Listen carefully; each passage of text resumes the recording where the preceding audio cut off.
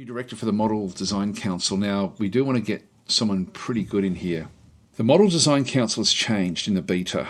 So now uses inventor, technician, and improvisation skill. Structural design is the most important one, and that's the inventor. So we need to get because that one doesn't change. So the more we can impact the role for structural design, the better. Base design, technician, so that's the least important of these. But armor design, weapon design, and engine design are all come down to improvisation. A level 2 with inventor, 19 is actually not too bad. Look, Wayne will actually do. It's the highest inventor skills that we've got of anyone. And the inventor skills are is the main one that we require for that role to get the structural design. The improvisation would be great just to get the individual roles. One of the great things about the game is you're not just building a class of weapon a type of unit that is always going to be static. There's a whole range of different things that impact what it does do, and it's so involved. It's just really incredible. I mean, you don't have to know the ins and outs, but we might as well go through it. Wayne will pick up improvisation skills over time and the technician skills over time as they're used. But starting off with inventor skills, the reason that you want a high capability is because they will learn these other skills faster. So yeah, Wayne comes in with a suitability there of 10. So we'll appoint Wayne to that role. Put it down to say 5%. It means we're always just ticking along, but when we want to build something, we're going to be able to build it quickly, and this is important. If we're not building something, it'll all just go into discovery. We want to relook at our recon buggy, but we need to look at the existing recon buggy first. We go to the management screen, go to the models. Now, I'll just go to the buggies, just we've got it isolated through here.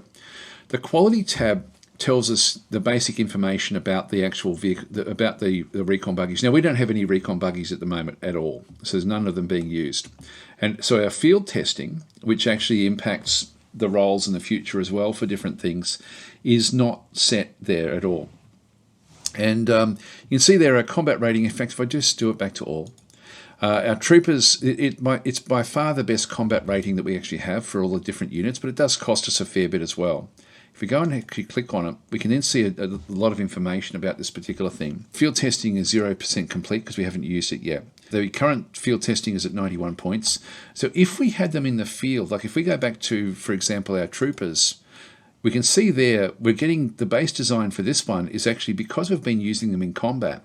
Their field testing is 50% complete. So the maximum field testing can go as 130 points. And when this model left R&D as a prototype, its field testing was at 86. And that's the base design. That's a randomly rolled number, but it does change as the iterations change. All of these are impacted by the Model Design Council. If we get another iteration of another trooper, we'll get the base design will then go up by that amount that we saw. So the buggy that we actually have, our base design was 91, but we haven't had any on the field. And sometimes it can be useful to just have one of the early versions out, just get them used to sort of getting their field testing up to a reasonable number, just so the base design is then pushed up. But look, eventually we're going to get high-speed machine guns on these things and stuff like that, so we don't need to really worry about it. 98 is actually reasonable with what we have, but this is actually impacted by that invention skills. So we might as well use those invention skills to see if we can push it even higher. Then we just go back across to our blueprints. If we go and create like a recon buggy blueprint, so let's just go and do one in through here. So what we've currently got is this in through here. We've got a minimal steel plating with a medium diesel engine. And so we've got this is what it sort of is designated. We've got an armor strength of 160, an engine power of 300, total weight of 120. Now, ideally, you want to try to keep your weight and engine power about the same. So this is actually good to see this one. And so by having something that's more than double, our movement modifier is only plus 15%. So we get an extra couple of hexes out of it by having such an overpowered engine.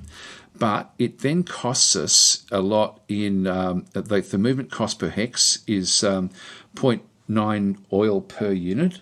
The combat cost, that's the ammo cost, and we've got the food costing through there, so that won't really matter that much.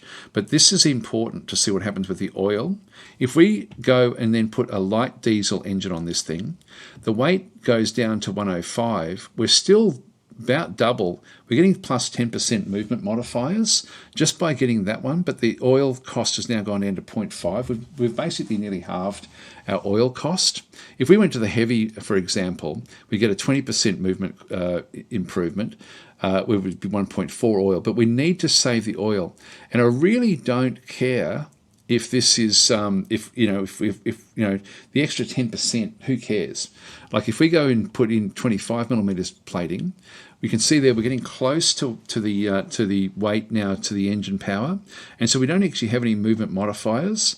We're still using, actually this one now is with the weight, it's gone back up to 0.9. If we went to medium, this for me is a much better design, and so this will give it much better survivability. If we went to 50 millimeter steel plating, you can see there that the weight now is higher than the engine power. It's now turned to red, and now we have a 30% decrease in what we can do with the management. Sorry, with movement. The oil has also gone up, even with the light. If we go into the medium, it goes to 1.7. It's right on the weight and engine power amounts. So that works in like, so what, I'm 25 light diesel, perfect for me. This is exactly what I want. This is our recon design, recon buggy design #1 blueprint, and so we'll make use of the blueprints with everything we build because I find this gives you so much better information than going back through and just doing it on the actual main screen. So decisions we now have. What are we going to do? Wayne has come in with his high inventor skills, and we know that inventor is going to be useful for structural design. I think we'll see if we can actually push this a little bit. We rolled a roundabout average there, which is 98. So this can be anywhere between 70 for a low roll and 130 for a high roll. So I'm betting that Wayne is going to be able to roll maybe 110. So let's just go for that one, and that does impact a lot of the combat. When he builds this one, we'll do a comparison between the Rover and the new one that he's going to then go and do. Start development. Now it's going to take a little bit more bureaucratic points to build the brand new design. Now we are going to use this new blueprint, so we'll use the blueprint down through there. And we'll make a brand new design just to see if we can get this, if we can roll better on the structural design. So let's just go that way.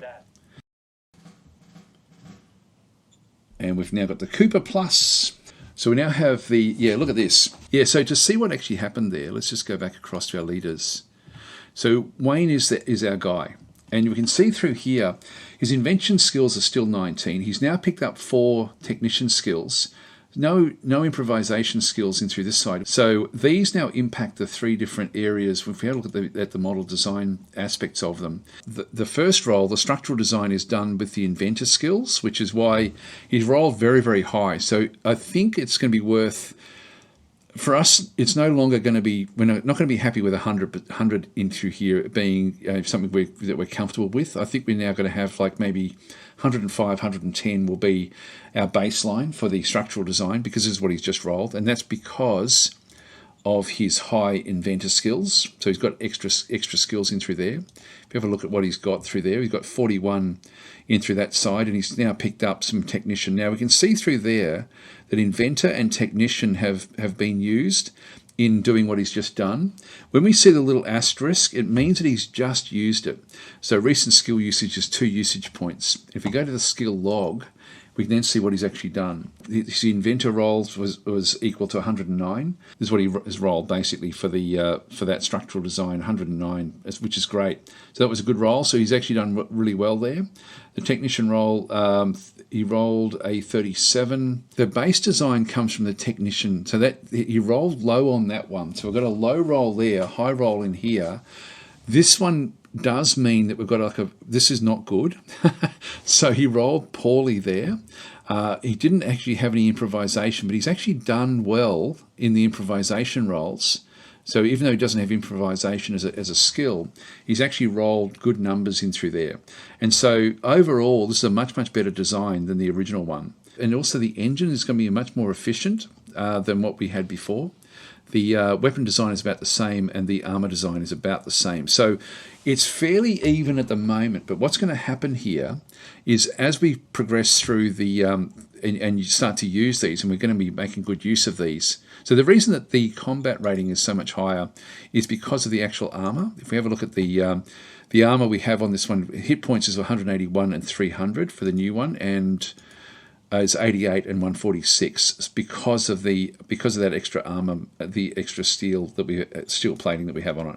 Now, this all used to be just controlled through the technician skill, and this has now all been split up into those 3 different areas, which I think is really, really cool. The 81, I'm not unhappy with that. If we have a look at the Cooper Plus, our base design, we start off with 81, but field testing can go as high as 130 points, which means that base design doesn't matter much. So the technician skills really won't matter much for this, because as we use this in combat, it's just going to get more and more field testing, which means that when we do the next base design, we start off at that point if we just keep on sort of using this particular design. So yeah, I'm really, really happy with what we've actually been able to do there. So that's actually great.